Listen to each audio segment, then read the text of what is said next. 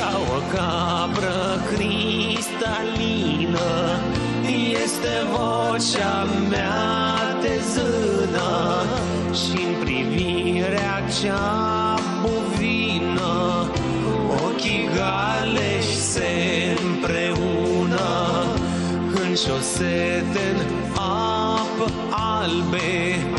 Așa mă frământ zi-noapte și mă îndeamnă la păcat oricine este bărbat.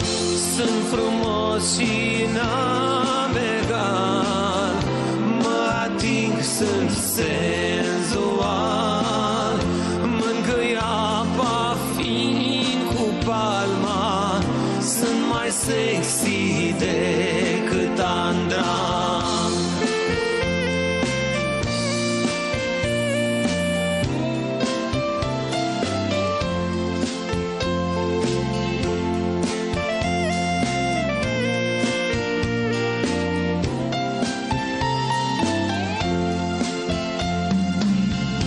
La măruță aș veni ca toate vedetilii,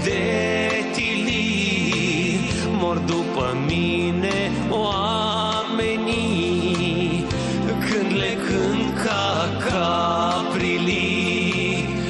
Prietenii mă încurajează, femeile mă invidiază, pe lângă Cristi din Banat, Solca nu este chiar bărbat.